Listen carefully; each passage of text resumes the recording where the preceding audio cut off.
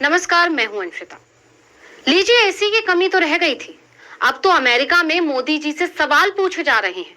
उन्हें crime minister of India की उपाधि दी गई है। इससे ज्यादा शर्म की बात हमारे देश के लिए और क्या हो सकती है। अमेरिका के राष्ट्रपति जो बाइडेन का तो पता नहीं, लेकिन वहां की जनता हमारे प्रधानमंत्री जी का बड़ा ही जोरदार स्वागत कर रही है।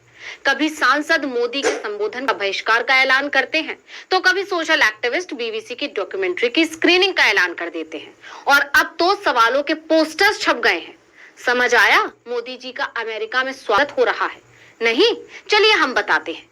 तो आप जानते ही हैं कि मणिपुर को जलता छोड़कर पीएम टाटा करके 21 जून को अमेरिका निकल गए। पूरे देश में मोदी के इस दौरे की किरकिरी हो रही है।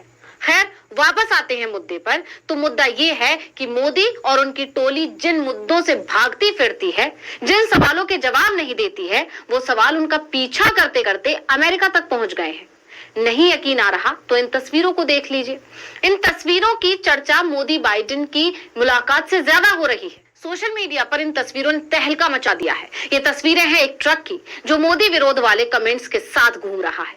ट्रक पर बड़ी बड़ी स्क्रीन लगी हुई है, सभी पर hashtag crime minister of India लिखा हुआ है। अलग अलग तस्वीरों में पीएम मोदी को लेकर विवादित बातें लिखी हुई है। दावा किया जा रहा है कि ये तस्वीरें न्यूयॉर्क शहर की सड़कों की हैं। ट्रक पर एक पोस्टर है। इस पर सवाल है कि 2005 से 2014 तक अमेरिका में मोदी को बैन क्यों किया गया। इसका जवाब भी ट्रक पर ही छपा हुआ है। जवाब है, विशेष रूप से धार्मिक स्वतंत्रता के गंभीर उल्लंघन के लिए एकमात्र व्यक्ति जिसे इन आधारों पर वीजा देने से इनकार किया गया हो। आपको याद होगा कि 2002 गुजरात मामले के चलते अमेरिका ने मार्च 2005 में मोदी पर वीजा प्रतिबंध लगाया था। इसमें 1100 से 2000 मुस्लिमों की जान जाने का अनुमान है। इसके बाद 2013 में उन्हें फिर झटका लगा, जब US commission for international religious freedom की अध्यक्ष कैटरीना लेंटोस स्वेट ने कहा कि गुजरात में वर्ष 2002 के दौरान अल्पसंख्यक मुस्लिमों के खिलाफ हुए फसाद में मोदी का हाथ होने के पक्के सबूत है, इसलिए उन्हें वीजा देना उचित नहीं होगा। यानी इस ट्रक ने मोदी के जख्मों को हरा कर दिया है, उन्हें याद दिला दिया है कि अमेरिका उनके बारे में क्या सोचता है। खैर, दूसरी तस्वीर पर आते हैं। इसमें महिला पहलवानों का मुद्दा उठाया गया है, वही मुद्दा जिसे दबाने की कोशिश में बीजेपी की पूरी पलटन लग गई। जिस सरकार ने 1 महीने तक पहलवानों की सुध नहीं ली थी, उन्हें अचानक मोदी के दौरे से पहले पहलवानों की याद आ गई। तुरंत गृह मंत्री अमित शाह और उनके बाद खेल मंत्री अनुराग ठाकुर ने पहलवानों से मुलाकात की, लेकिन सरकार की तमाम कोशिशों का कोई फायदा नहीं हुआ। सवाल तो फिर भी पूछा जा रहा है। तो दूसरे पोस्टर में लिखा है कि जो बाइडेन मोदी से पूछो कि अपने ही मंत्री द्वारा यौन उत्पीड़न का विरोध करने पर महिला पहलवानों को हिरासत में क्यों लिया गया। आपको याद होगा 28 मई का दिन, जब पहलवानों पर दिल्ली पुलिस ने लाठी डंडे बरसाए थे, उनके खिलाफ मामला दर्ज किया था, उन्हें घसीटकर जंतर मंतर से हटाया था, और वो सांसद जिसके खिलाफ ये प्रदर्शन चल रहा था, जिस पर यौन शोषण का आरोप लगा है, वो बड़े शान से नई संसद पर तस्वीर खिंचवा रहा था। उसी दिन को लेकर ये सवाल पूछा गया है।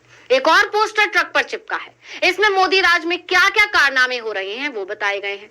पोस्टर पर बड़े बड़े अक्षरों में लिखा है कि क्या आप जानते हैं कि मोदी के शासन में मुसलमानों, ईसाइयों और दलितों की मॉब लिंचिंग बढ़ गई है। बिना किसी जवाबदेही के भले ही मोदी सरकार दावा करती है कि उसके राज में सब बराबर है, लेकिन अमेरिका में भी इस बात के चर्चे हैं कि मोदी सरकार की ये दावे सिर्फ हवा हवाई है। असलियत भारत तो क्या, अमेरिका से भी छिपी नहीं है। यहाँ क्या चल रहा है वो सबको दिख रहा है।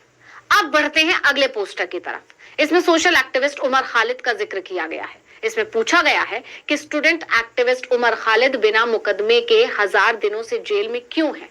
आप जानते ही हैं कि राजनीतिक कार्यकर्ता उमर खालिद 2020 के उत्तर पूर्वी दिल्ली मामले में केंद्र सरकार के खिलाफ साजिश रचने के आरोप में दिल्ली तिहाड़ जेल में बंद है। बिना किसी मुकदमे के खालिद अभी तक जेल में है। इसके अलावा कई अलग अलग रिपोर्ट्स का हवाला देकर मोदी सरकार की आलोचना से जुड़ी बातें इन पोस्टर्स पर लिखी गई हैं। ये वो सवाल हैं जिनका जवाब विपक्ष और भारत की जनता मोदी सरकार से मांगती है, लेकिन सरकार इनके जवाब नहीं देती, बल्कि वो तो ध्यान भटकाने की कोशिश करती है। लेकिन इस बार मोदी के अमेरिका दौरे से पहले वहां उनके खिलाफ माहौल बनना शुरू हो गया है। इसकी शुरुआत हुई 12 जून से, जब अमेरिका में 2 मानवाधिकार संगठनों ने बीबीसी की documentary India the Modi question की स्क्रीनिंग करने का ऐलान किया। अंतर्राष्ट्रीय न्यूज एजेंसी राइटर्स के मुताबिक इन संगठनों ने 20 जून को एक प्राइवेट स्क्रीनिंग के आयोजन का ऐलान किया था। इसमें अमेरिकी सांसद, पत्रकार और विश्लेषणकर्ता को बुलाया गया था, जिससे बीजेपी खेमा तिलमिला गया था। इसके बाद 20 जून को अमेरिका के 75 सांसदों ने राष्ट्रपति जो बाइडेन को पत्र लिख दिया। इसमें कहा गया कि भारत अमेरिका अच्छे दोस्त हैं और दोस्त का काम होता है अच्छी सीख देना। इसलिए मोदी को जरा समझाइए, उनसे लोकतंत्र के मानकों और मानवाधिकारों को लेकर भी बात कीजिए। इसके साथ ही 2 सांसदों ने तो मोदी के संबोधन का ही बहिष्कार कर दिया। अमेरिकी सांसद इल्हान उमर ने मोदी पर आरोप लगाया कि उनकी सरकार ने अल्पसंख्यक समुदाय पर हमले करने वालों को बढ़ावा दिया है, पत्रकारों के अधिकार छीने हैं। इसके अलावा सांसद रशीदा ने भी बहिष्कार कर दिया और अब तो खुलेआम एक ट्रक न्यूयॉर्क की सड़कों पर घूम रहा है, जिस पर मोदी सरकार से वो सारे सवाल पूछे गए हैं जिनसे सरकार बचती है। यानी कहा जा सकता है कि अमेरिका में मोदी का इस बार